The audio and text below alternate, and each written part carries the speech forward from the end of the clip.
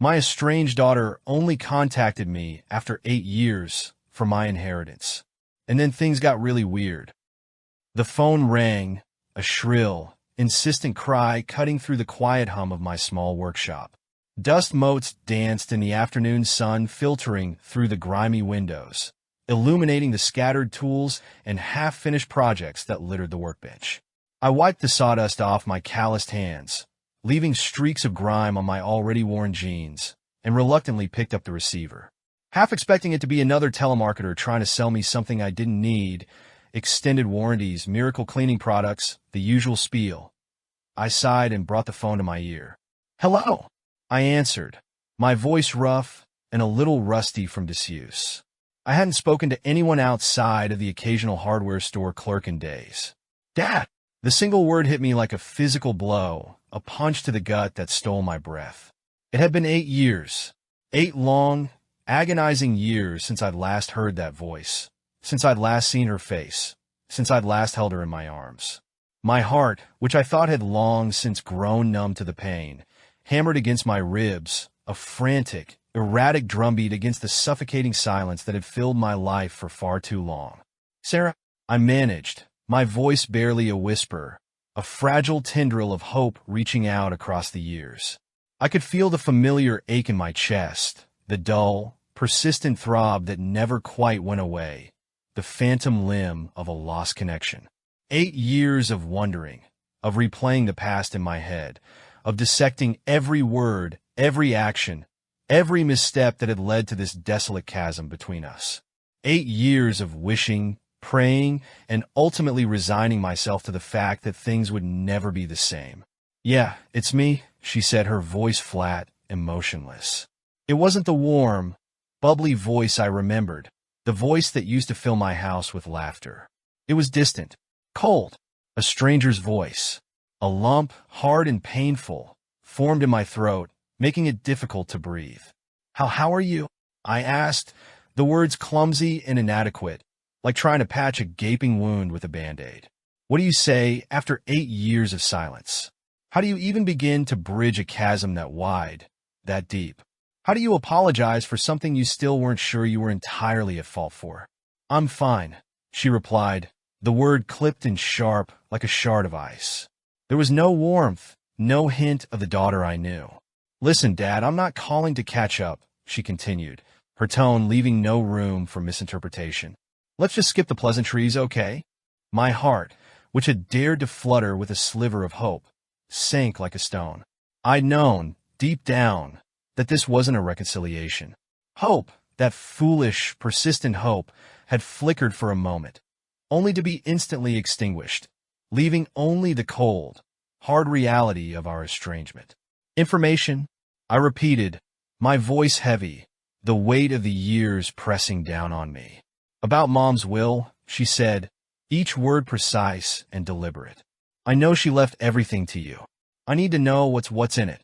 The air went out of me, leaving me feeling hollow and empty. Of all the reasons she could have called, this was the one I least expected. After 8 years of silence, after 8 years of believing she hated me with every fiber of her being, she was calling about money. My money, or more accurately, her mother's money. The money that had become a bitter point of contention between her mother and me. "Your mother," I started, my voice catching in my throat, the memories of the divorce, the accusations, the bitterness, flooding back with painful clarity. "Your mother and I, we had an agreement, a messy, acrimonious agreement, forged in the fires of a broken marriage." "Yeah, I know," she interrupted, her voice laced with a familiar, biting bitterness that mirrored her mother's. "She told me all about it, about how you abandoned us, how you left her with nothing." The familiar sting of injustice, the burning resentment at being painted as the villain, flared in my eyes. "That's not true," I said, my voice rising, the years of pent-up frustration and hurt finally finding an outlet. She didn't tell you the whole story. There are 2 sides to every story, Sarah. You only ever heard hers. "I don't care about your story, Dad," she said, her voice cutting through me like a knife, cold and sharp. "I don't care about your excuses or your justifications. I just want to know about the will." I want to know what Mom left, and I want to know what you're planning to do with it. I closed my eyes, trying to compose myself, trying to push back the wave of anger and hurt that threatened to engulf me. Sarah, this isn't something we can discuss over the phone, I said, my voice calmer now, though trembling slightly. It's complicated. More complicated than she could possibly imagine. Complicated, she scoffed, the single word dripping with disdain. It's not complicated at all. It's about money. Money that Mom worked hard for, money that she deserved to have, and money that you're now hoarding, keeping from her only child. I took a deep, shuddering breath, trying to control the anger that was bubbling up inside me, threatening to spill over. Sarah, please, I said, my voice pleading now, the years of pain and longing making me vulnerable. Just come and see me. We could talk about this in person. We can talk about everything. There was a long, drawn-out silence on the other end of the line, a silence that stretched out, heavy and pregnant with unspoken words. Then, finally, she spoke, her voice still cold, still distant, but laced with a hint of something I couldn't quite decipher. Fine, she said. I'll come. But don't expect a happy reunion, Dad. Don't expect any hugs or tears. This is strictly business. I'm coming for what's rightfully mine. The drive out to my place was probably a good 2 hours from the city. Even without traffic, and with Sarah behind the wheel, I knew she wouldn't be wasting any time. I used the rest of the afternoon to try and get my head straight. Truth be told, I hadn't touched Mom's will since the lawyer handed it to me 8 years ago. It sat in a locked box in my closet, gathering dust, just like the memories of my marriage. I knew what it said, though. Every word was etched into my brain. It was Mom's way of getting back at me, even from the grave. She'd left everything to me, but with a condition. I could only access the funds if Sarah agreed. If she signed a document acknowledging that I hadn't abandoned them, that I'd tried to fight for them, that her mother hadn't been entirely truthful about the divorce. It was a cruel joke, a posthumous power play. Mom knew Sarah would never sign it. She knew her daughter believed her version of the story, hook, line, and sinker. And she was right. Sarah had made it perfectly clear she wasn't interested in my version of events.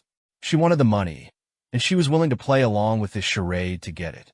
As the sun began to set, casting long shadows across my workshop, I heard the rumble of a car engine in the distance. My stomach clenched. I went inside the house and busied myself, trying to look like I was doing something, anything other than waiting. I washed my hands, even though they were already clean, and stared at my reflection in the bathroom mirror. The years hadn't been kind. My hair was thinning. My face was etched with lines of worry and regret. I looked older than my years, worn down by loneliness and the weight of unspoken words. A knock on the door echoed through the quiet house. I took a deep breath, trying to compose myself, and went to answer it. Sarah stood on the porch, silhouetted against the fading light. She looked different. Older, of course. 8 years changes a person. But it wasn't just that. There was a hardness in her eyes, a set to her jaw, that hadn't been there before. She was no longer the little girl I remembered, the one who used to climb into my lap and ask me to read her stories. She was a woman now, a stranger. Come in, I said, stepping aside to let her pass. She walked into the house without a word, her gaze sweeping over the living room, taking in the worn furniture, the faded wallpaper, the general air of neglect. I could almost hear her thoughts, the silent judgment. So, she said, finally breaking the silence, this is where you've been hiding out all these years. I haven't been hiding, I replied, my voice tight. I've been living my life. Living your life? She echoed, a sneer twisting her lips. Is that what you call this? Living alone in this shack? I bristled at her words, but I held my tongue. I knew arguing with her would only make things worse. I have everything I need here, I said, trying to keep my voice level. Right, she said, her eyes narrowing. So, about the will. Let's sit down first, I said, gesturing towards the living room. I made some coffee. She hesitated for a moment, then followed me into the living room. We sat in silence for a few minutes, the only sound the ticking of the old grandfather clock in the corner. I poured her a cup of coffee, and she took it without a word. So, she said again, finally breaking the silence. The will. Mom left everything to you, I understand. Yes, I said. But there's a condition. Her eyes flickered with something that looked like annoyance. A condition? Yes, I said. You have to sign a document. It's an acknowledgement that I didn't abandon you and your mother, that I tried to work things out. She stared at me for a long moment, her expression unreadable. Then, a slow smile spread across her face, a smile that didn't reach her eyes. You're kidding, right? She said. I'm not, I said. It's what your mother wanted. She laughed, a harsh, bitter sound. Mom wanted me to believe that you were a deadbeat dad who ran off with another woman and left us to starve, she said. And you think I'm going to sign something saying that's not true? It isn't true, I said, my voice rising. Your mother, she wasn't always honest with you. Oh, I'm sure she had her reasons, she said, her voice dripping with sarcasm. But I'm not interested in your version of the truth, Dad. I just want the money. The money, I repeated, the word hanging in the air between us, heavy with unspoken resentments and the weight of 8 years of silence. It echoed in the small living room, a stark reminder of the real reason for her visit. That's all this is about for you, isn't it? Sarah shrugged, a casual gesture that spoke volumes, betraying a complete lack of remorse or even a pretense of anything other than her avarice. What else would it be about? She said, her eyes fixed on me, cold and calculating, like a predator assessing its prey. You think I came all this way for a heartwarming reunion, a father-daughter reconciliation after all this time? Please. The word dripped with sarcasm, emphasizing the absurdity of the very notion. I felt a wave of bitter disappointment wash over me, chilling me to the bone. A small, foolish part of me, a stubborn ember of hope that refused to be extinguished, had still clung to the belief that maybe, just maybe, there was a chance for us. A chance to rebuild, to reconnect, to heal the wounds of the past.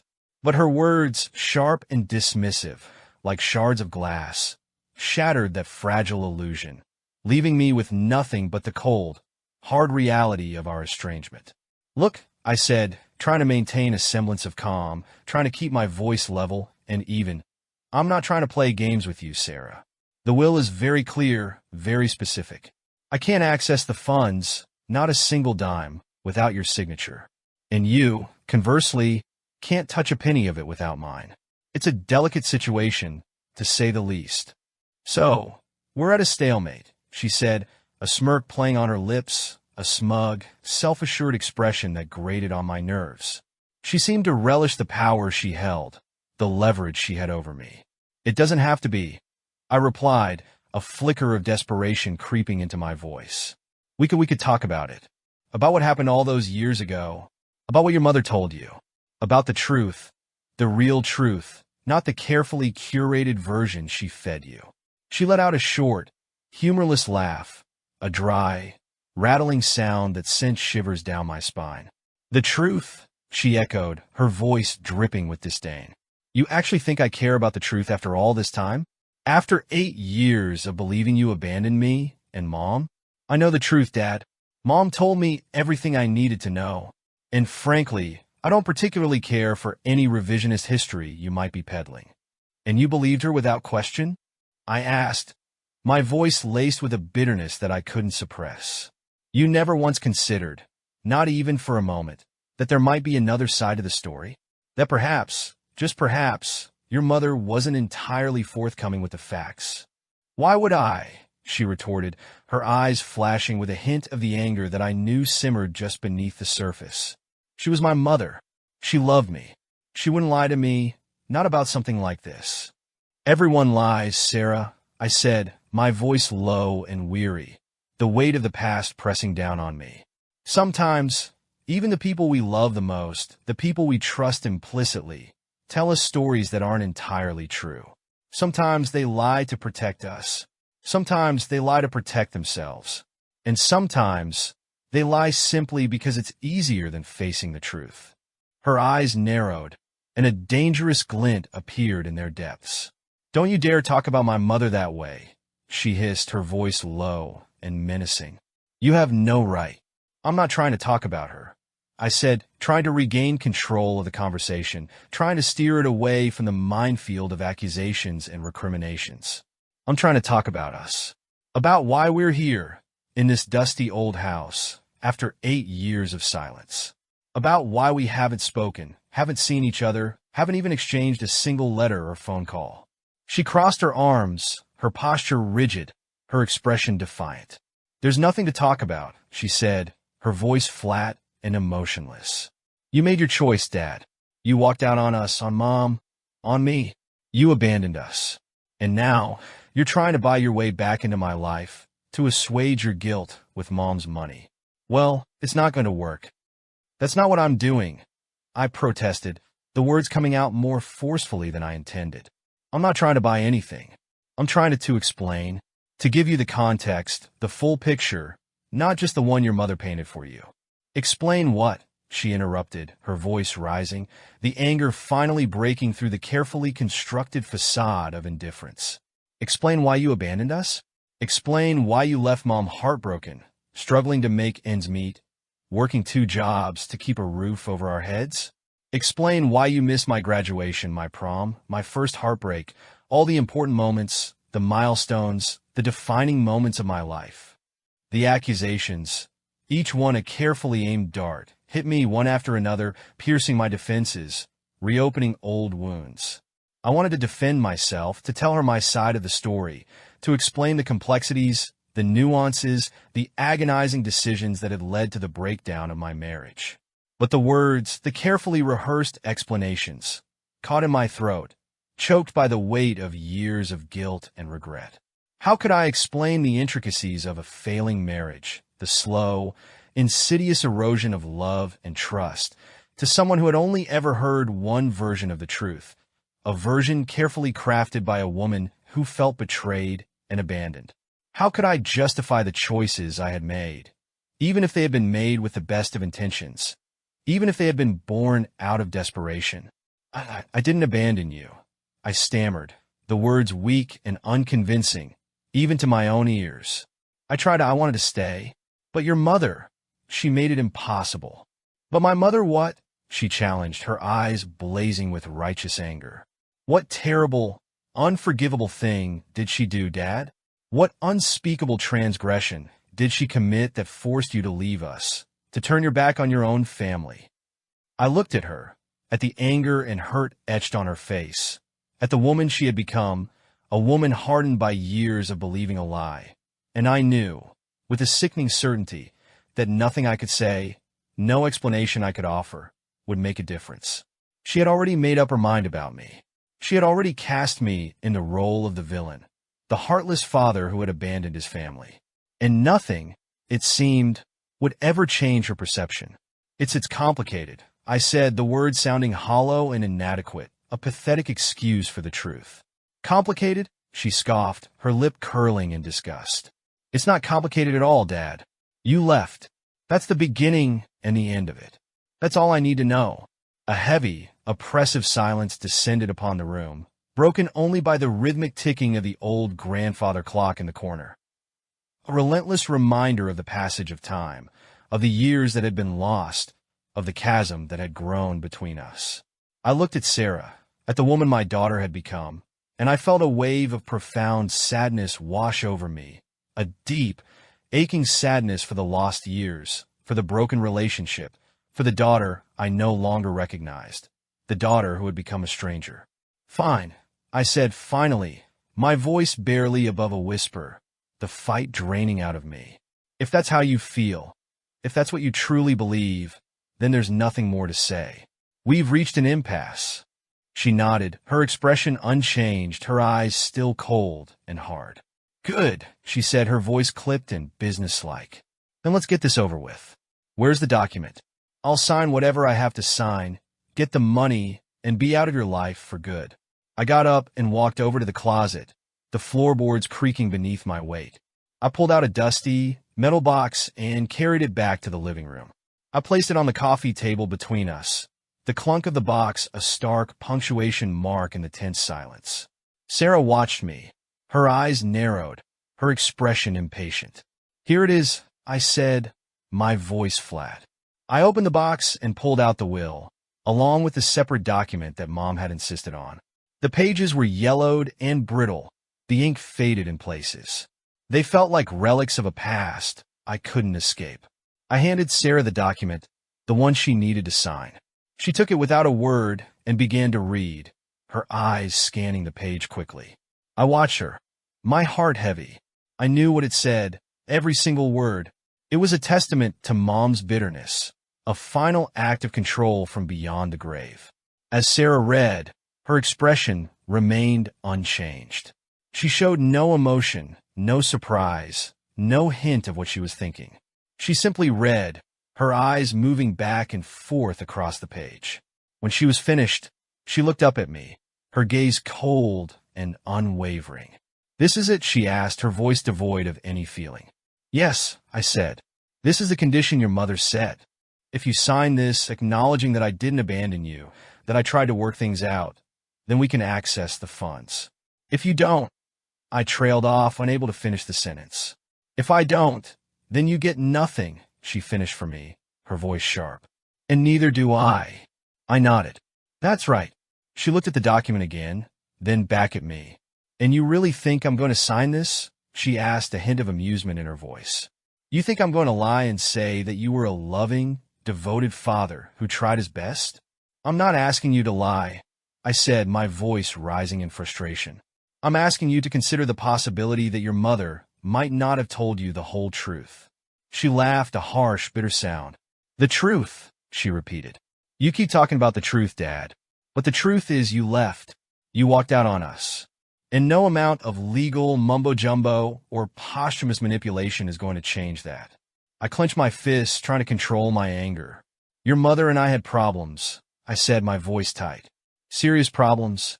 But I never abandoned you. I always wanted to be a part of your life." "Yeah, well, you had a funny way of showing it," she retorted. "You missed my school plays, my birthday parties, my graduation. You weren't there, Dad. You were never there." "I tried," I said, my voice barely a whisper. "I really did try. But your mother, she made it difficult. She wouldn't let me see you."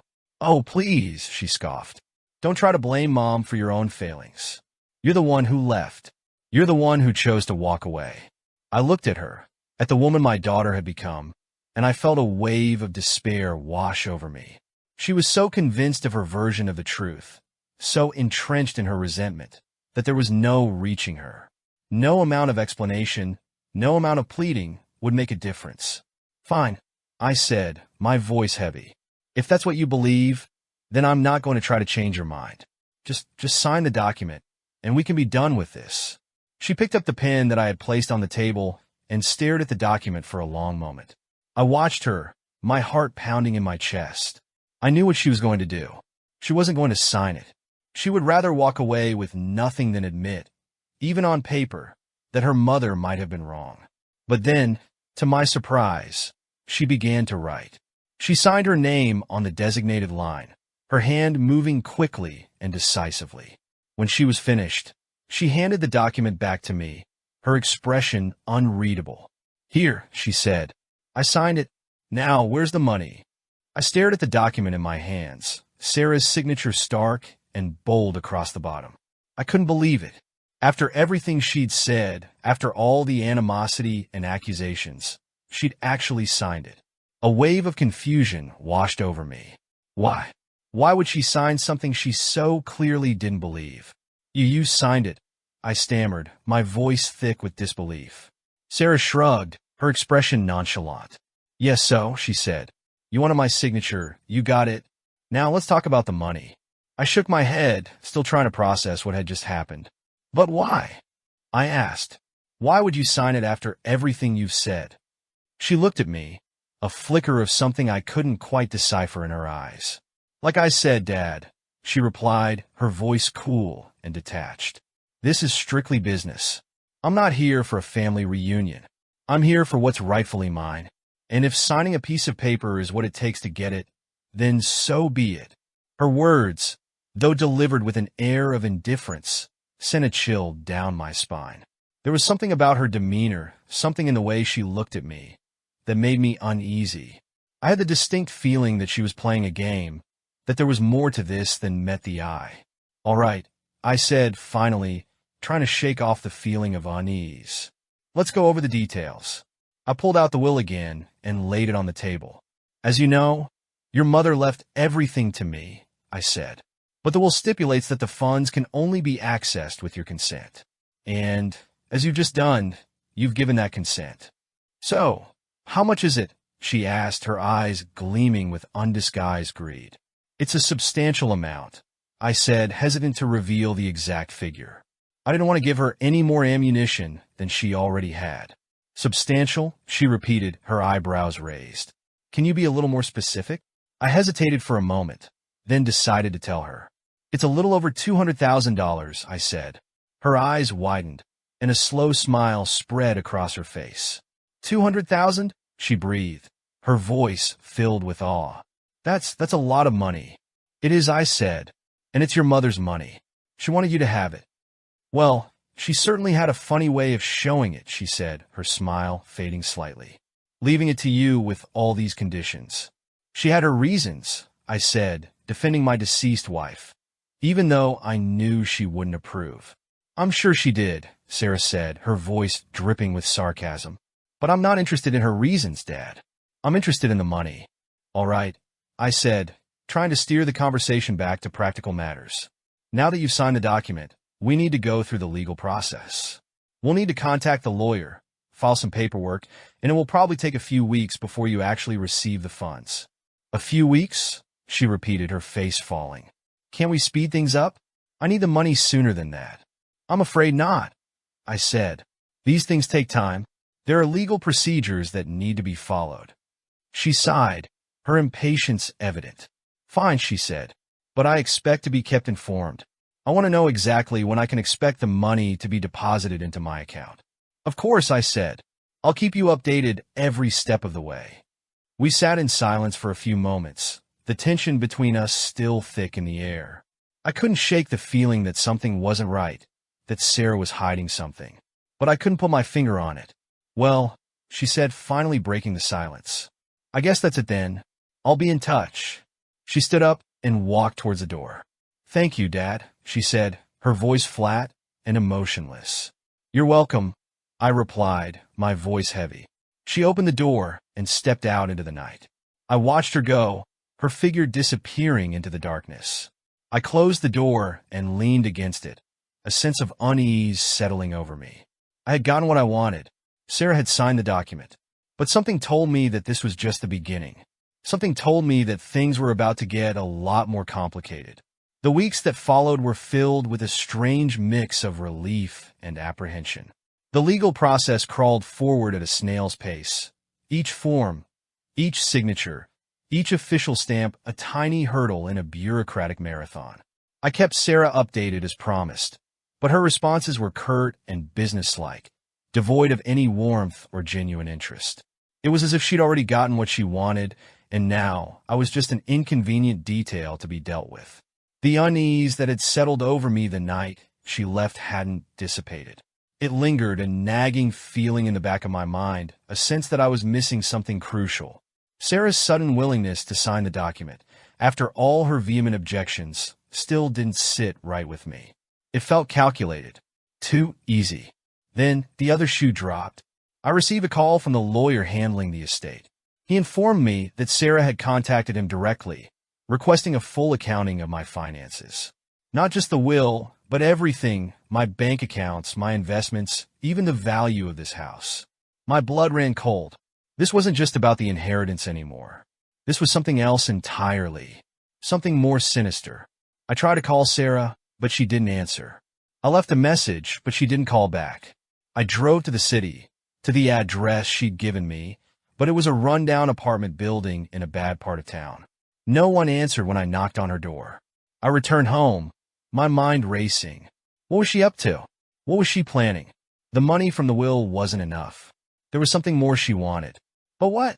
A memory surfaced, a conversation I'd had with my wife years ago during the divorce proceedings.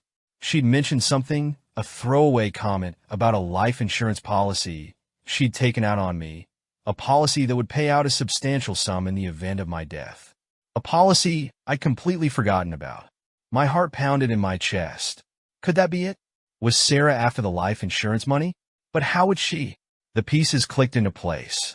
Her coldness, her impatience, her sudden willingness to sign the document. It all made sense now. She wasn't just after the inheritance. She was after everything.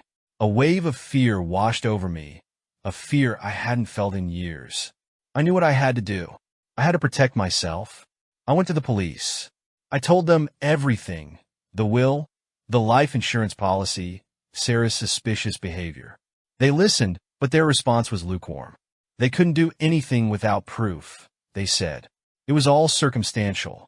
I left the police station feeling more alone and vulnerable than ever. I knew I was on my own. I returned home and locked all the doors and windows. I spent the night in my workshop, a hammer clutched in my hand, listening to every creak, every rustle, every sound in the darkness. I didn't sleep. The next morning, I went to the insurance company. I asked about the life insurance policy. They confirmed that it existed, that Sarah was the beneficiary. I asked if I could change the beneficiary. They said I could, but it would take time, paperwork, and a medical examination. Time I didn't have.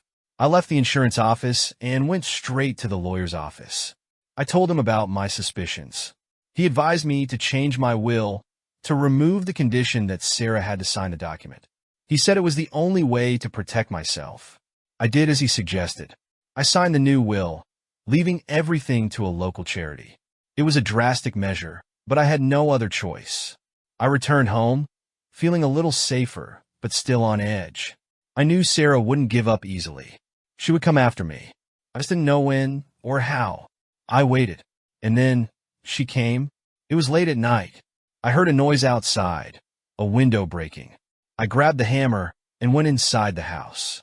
Sarah was there, in the living room, her face illuminated by the moonlight streaming through the broken window. She was holding a knife. "You can't do this, Sarah," I said, my voice trembling. "It's too late, Dad," she said, her voice cold and emotionless. "I've come too far."